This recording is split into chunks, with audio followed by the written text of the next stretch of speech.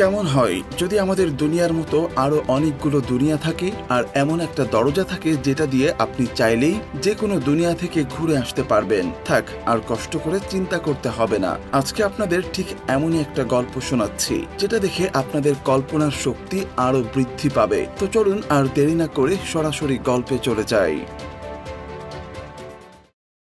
গল্পের শুরুতেই আমরা একজন ফেমাস ইউটিউবারকে দেখতে পাই যার নাম এমিলি। এমিলি তার ক্যামেরাম্যানকে নিয়ে বিভিন্ন জায়গায় ঘুরে ঘুরে দেয়ালে গ্রাফিটি আঁকতো আর সেটার ভিডিও করে ইউটিউবে ছেড়ে দিত। আর আজকেও তারা একটা পুরাতন বিল্ডিং এ এসেছে গ্রাফিটি আঁকতে। বাইরে দেয়ালে গ্রাফিটি আঁকার পর তারা বিল্ডিং এর ভেতরে আসে দেখার জন্য, আর সেখানেই এমিলি একটা দরজা দেখতে পায়। তাই এমিলি দরজা খুলে ভেতরে দেখার চেষ্টা করে সেখানে কি আছে, কিন্তু তখনই ভুল করে সে দরজার ভেতরে পড়ে যায়। এমিলির ক্যামেরাম্যান ব্রায়ান দেখে দরজার অন্য পাশে তো কিছুই নেই, তাহলে এমিলি দরজা খুলে কোথায় চলে গেল। আর তাই সেটা দেখার জন্য ব্রায়ান যখন নিজে দরজা খোলে তখন দেখে অন্য পাশে অন্ধকার ছাড়া আর কিছুই নেই। এদিকে এই ঘটনার 1 মাস পরে ওই ভিডিওটা সব জায়গায় ভাইরাল হয়ে যায়, কারণ এমিলি সেই সময় লাইভ স্ট্রিম করছিল।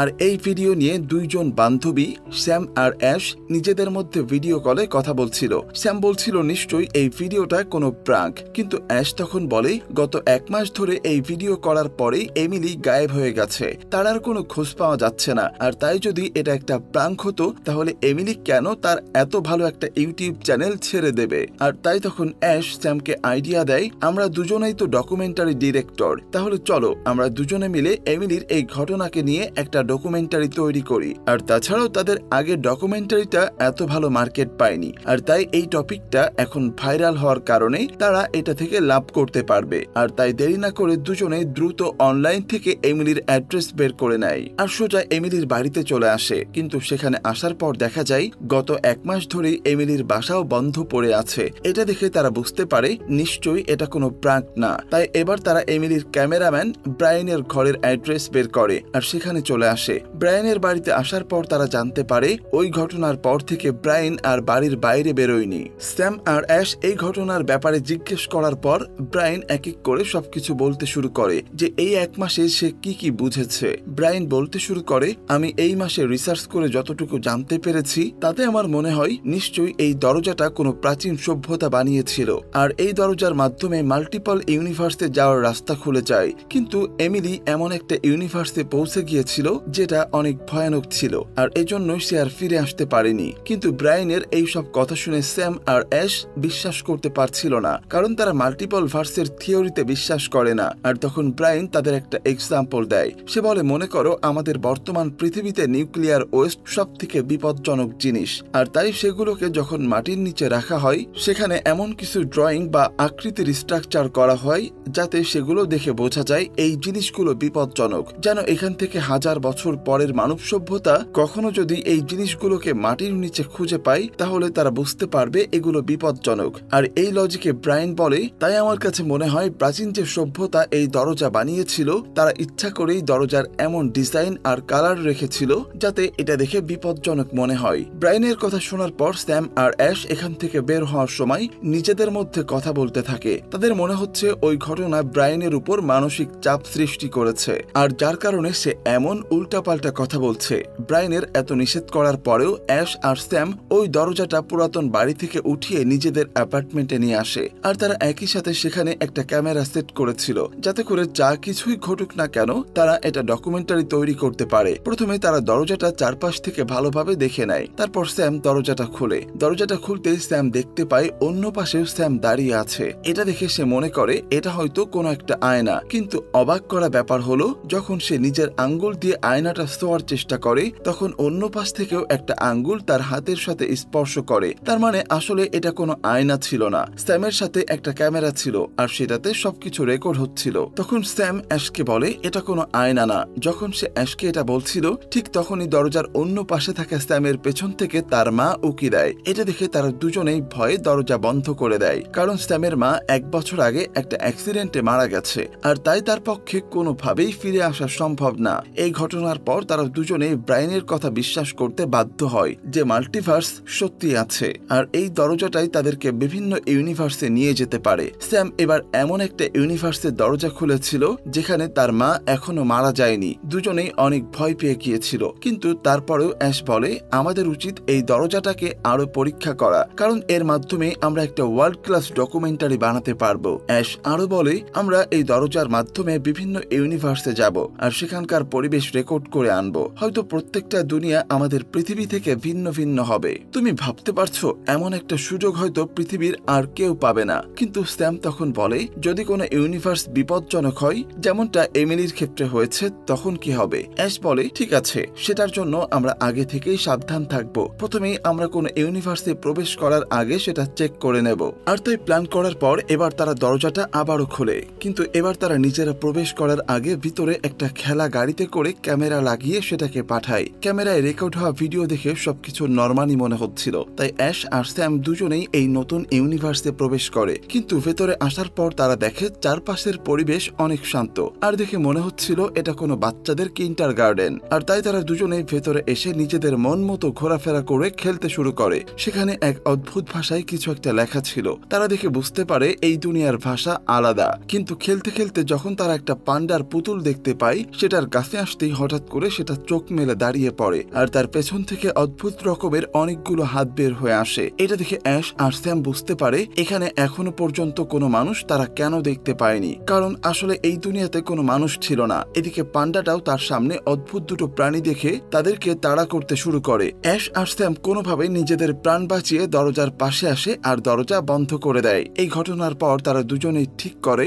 এখন থেকে পুরোপুরি রেডি না হয়ে তাদের আর কোনো দরজা খোলা উচিত হবে না। পরের দিন তারা দুজন জেসান নামের একজন প্রফেসরের কাছে আসে সাহায্যের জন্য। এই জেসানকে অ্যাশ পার্সোনালি চিনত, তাই সে তাদেরকে সাহায্য করতে রাজি হয়ে যায়। কিন্তু প্রথমে জেসান ভেবেছিল হয়তো অ্যাশ মাল্টিভার্সের নামে মজা করছে, কিন্তু তাকে যখন ভিডিও ফুটেজ দেখানো হয় তখন সে বিশ্বাস করতে বাধ্য হয়। তখন জেসান বলতে শুরু করে এমন ভিডিও এর আগেও আমি দেখেছি, কিন্তু আমি কখনো এগুলোর উপর বিশ্বাস করিনি। ঠিক এমনই একটা ভিডিও 1999 সালে করা হয়েছিল। তখনও একজন পর্যটক ঠিক এমনই দেখতে একটা দরজার ভেতরে ঢুকে গায়েব হয়ে গিয়েছিল, আর দরজার বাইরে শুধু তার ক্যামেরাটা পাওয়া গিয়েছিল। কিন্তু ওই ক্যামেরায় যে রেকর্ডিং হয়েছিল সেটা কেউ বিশ্বাস করতে পারছিল না। এটা বলে জেসান তাদের দুজনকে সেই পর্যটকের ভিডিও দেখায়, আর সেই ফুটেজে দেখা যাচ্ছিল পর্যটক একটা দরজা খুলে সেখান থেকে সামনে ঘন একটা জঙ্গল দেখতে পায়। চারপাশের সবকিছুই নর্মাল ছিল, কিন্তু মাটিতে কিছু অদ্ভুত ধরনের হলুদ রঙের ডিম দেখা যাচ্ছিল। যখন সে আরেকটু কাছে যায় ভালোভাবে সেগুলো দেখার জন্য, তখন সেখানকার একটা ডিম এসে তার উপর আক্রমণ করে। আর সেই পর্যটক অনেক চেষ্টা করেছিল দরজার এই পাশে আসার, কিন্তু শুধুমাত্র তার ক্যামেরাটাই এই পাশে পৌঁছেছিল। তারপর থেকে ওই পর্যটককে আর কোথাও খুঁজে পাওয়া যায়নি। জেসান তখন বলে নিশ্চয়ই ওই পর্যটক ওই ইউনিভার্সে আটকে গেছে। এরপর জেসান অ্যাশ আর স্যামকে বেশ কিছু প্রাচীন ছবি দেখাতে শুরু করে, আর সেই সবগুলো ছবিতেই এই অদ্ভুত ধরনের দরজাটাকে দেখা যাচ্ছিল। জেসান বলে প্রাচীন সময়ে অনেকেই এই দরজাটাকে পূজা করত, এমনকি কোনো কোনো সভ্যতা তো এই দরজা থেকে বাঁচার জন্য বলি পর্যন্ত দিত, কিন্তু তারা কেউই জানতো না আসলে এটা একটা মাল্টিভার্সে যাওয়ার রাস্তা মাত্র। জেসান বলে কিন্তু আমি এটা ভেবে অবাক হচ্ছি এই দরজাটা নিশ্চয়ই কোনো উন্নত সভ্যতা থেকে নেওয়া হয়েছে, কিন্তু এটা আমাদের পৃথিবীতে এত প্রাচীন সময়ে কিভাবে পৌঁছে গেল? যাই হোক, এর উত্তর বের করতে গেলে অবশ্যই আমাদেরকে ওই দরজার ব্যাপারে আরো অনেক কিছু জানতে হবে। এরপর জেসান ওই অ্যাশ আর স্যামের সাথে তাদের বাড়িতে আসে দরজাটা দেখার জন্য, যাতে তারা তিনজন মিলে এই দরজার ব্যাপারে আরো অনেক কিছু জানতে পারে। এই দরজাটা নিয়ে জেসানের কাছে একটা নিজের থিওরি ছিল, তাই সে অ্যাশ আর স্যামকে বলে এবার তোমরা এই দরজাটা যখন খুলবে তখন নিজের মনের মধ্যে কিছু একটা চিন্তা করবে। তখন অ্যাশ বলে ঠিক আছে, আমার প্রিয় প্রাণী তিমি মাছ, তাই আমি দরজা খোলার সময় তিমির কথা চিন্তা করব।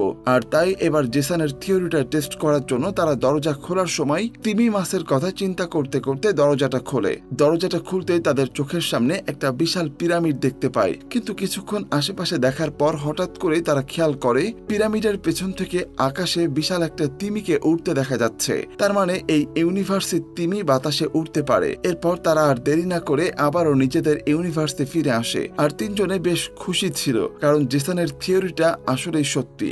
যে দরজা খুলছে সে মনে মনে যেটা চিন্তা করে দরজা খুলবে ঠিক সেই ইউনিভার্সে যায় দরজাটা। তারা তিনজনে মিলে ঠিক করে এখন থেকে তারা বিভিন্ন অদ্ভুত বিষয় চিন্তা করে দরজা খুলবে, যাতে করে তাদের সামনে অদ্ভুত সব ইউনিভার্স আসে। এরপর তারা তিনজন পার্টি করে রাতে ঘুমিয়ে পড়ে, আর আজকে প্রায় 4 দিন হয়ে যাচ্ছে তারা এই দরজাটা নিয়ে রিসার্চ করছিল।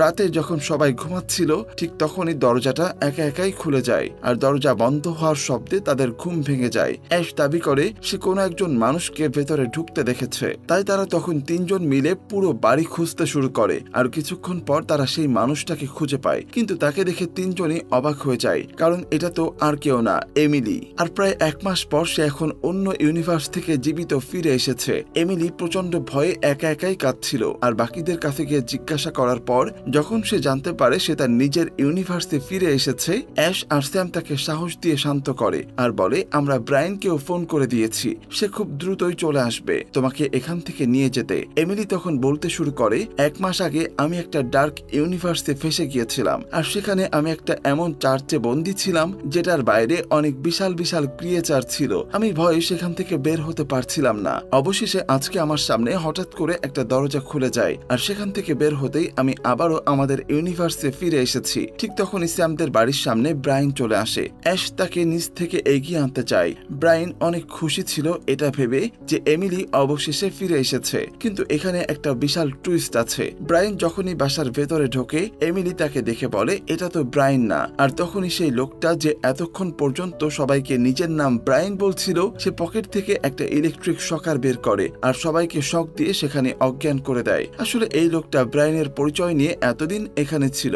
সবাইকে অজ্ঞান করার পর লোকটা অ্যাশকে নিজের সাথে করে ওই দরজার ভেতরে নিয়ে যায় আর দরজাটা খোলা রেখে দেয়। কিছুক্ষণ পর যখন স্যাম, জেসন আর এমিলির জ্ঞান ফিরে তারা বুঝতে পারে লোকটা অ্যাশকে নিয়ে গেছে, কিন্তু এমিলি বুঝতে পারছিল না আসল ব্রায়ান এখন কোথায় আর এই লোকটা এসব কিছু কেনই বা করছে। তখন জেসন ঠিক করে সে এখান থেকে ব্রায়ানের বাসায় যাবে তাকে খোঁজার জন্য, আর ততক্ষণ পর্যন্ত স্যাম আর এমিলি দরজার ভেতরে গিয়ে অ্যাশকে খুঁজে আনার চেষ্টা করবে। প্ল্যান মতো স্যাম আর এমিলি দরজা দিয়ে ভেতরে প্রবেশ করে আর সেখানে আসতেই তারা দেখে একটা সমুদ্রের পাড়ে দাঁড়িয়ে আছে আর এখানে এমন আরো অনেক দরজা রাখা ছিল। আসলে ওই লোকটা আগে থেকেই সবকিছু প্ল্যান করে রেখেছিল। এমিলিরা যখন সেখানে থাকা প্রথম দরজা খুলে অ্যাশকে খুঁজতে যায় সে দেখে সে এমন একটা ইউনিভার্সে চলে এসেছে যেখানে ওয়ালে গ্রাফিটি আঁকা ছিল। কিছুক্ষণ করার পর সে দেখে এই শহরে বিশাল বিশাল পুতুল ঘুরে বেড়াচ্ছে, সেটা দেখে এমিলি আবারও ফিরে আসে। এরপর আরেকটা দরজা দিয়ে ঢুকতেই সে দেখে এটা তো সেই ডার্ক ইউনিভার্স যেখানে সে এতদিন আটকে ছিল।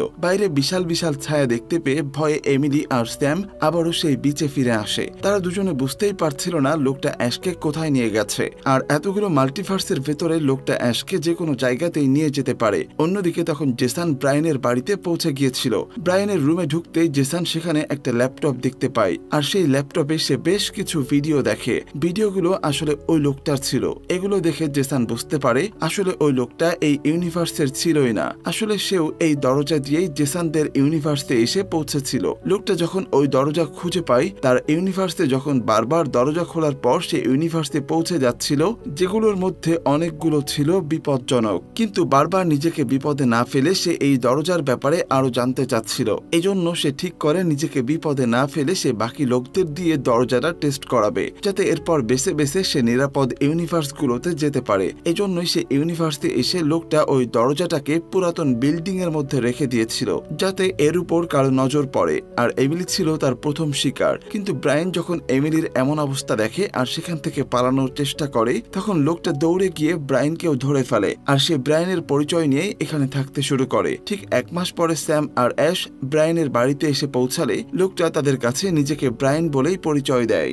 জেসন যখন এসব কিছু দেখছিল ভিডিওতে তখন সে নিচে থাকা বেসমেন্টে থাকা কারো শব্দ শুনতে পাচ্ছিল, তার মানে হয়তো আসল ব্রায়ানকে লোকটা নিচে আটকে রেখেছে। তাই জেসন আর দেরি না করে নিচে চলে আসে ব্রায়ানকে উদ্ধার করতে। এদিকে স্যাম আর এমিলি যখন অপেক্ষা করছিল তখন তারা হঠাৎ করে আবারও সেই লোকটাকে একটা দরজা দিয়ে বাইরে বের হয়ে আসতে দেখে। লোকটাকে দেখেই সাথে সাথে তারা তাকে ধরার চেষ্টা করে, কিন্তু সে অন্য একটা দরজা দিয়ে আরেক ইউনিভার্সে চলে যায় আর তার পিছু করতে গিয়ে স্যামও বিভিন্ন মাল্টিভার্সে চলে যায়। সে এমন একটা ইউনিভার্সে এসে পৌঁছায় যেখানে ওয়ার্ল্ড ওয়ার 3 চলছিল। এরপর সে আরেক অদ্ভুত দুনিয়ায় আসে যেখানকার প্রাণীদের পুরো শরীর মানুষের মতো হলেও তাদের মাথাগুলো ছিল বিভিন্ন প্রাণীদের আকৃতির। আর এভাবেই স্যাম যখন লোকটার পিছু করছিল তখন লোকটা এক সময় বলে আমি তোমাদেরকে সাহায্য করেছি ওই দরজার পেছনের রহস্য জানার জন্য, কিন্তু এখন তোমরা ওই দরজার ব্যাপারে অনেক কিছু জেনে গেছো, এজন্য তোমাদেরকে বাঁচিয়ে রাখলেই তোমরা আমার কাছ থেকে দরজাটা কেড়ে নেবে। এটা বলে লোকটা স্যামের উপরে ভারী পাথর ফেলে তাকে মেরে ফেলতে চায়, কিন্তু স্যাম কোনোভাবেই লোকটার হাত থেকে বেঁচে আবারও সেই বিচে চলে আসে। সেখানে এসে দেখে দেখে এমিলিও এতক্ষণে অ্যাশকে খুঁজে বের করেছে, আর সেই লোকটাও সেখানে চলে আসে। লোকটা তখন সবাইকে বলে এই ইউনিভার্সে কিছুক্ষণ পরপরই আকাশ থেকে বজ্রপাত হয়, তাই সে ইচ্ছা করলেই ইশারা করে সবাইকে একসাথে মেরে ফেলতে পারে। কিন্তু দুর্ভাগ্যবশত এবার বজ্রপাত ঠিক ওই লোকটার উপরেই পড়ে, আর সে এখানেই মারা যায়। তখন অ্যাশ বলে আমাদের উচিত এখনই আমাদের নিজেদের ইউনিভার্সে ফিরে যাওয়া। কিন্তু যতক্ষণে স্যামের মনের মধ্যে অন্য কিছু চলছিল, সে বলে আমি এমন একটা ইউনিভার্স খুঁজে পেয়েছি যেটাতে আমার মা এখনো বেঁচে আছে, তাই আমি ঠিক করেছি আমি সেখানে চলে যাব। আর স্যাম সত্যি সত্যি সেই ইউনিভার্সে চলে যায়।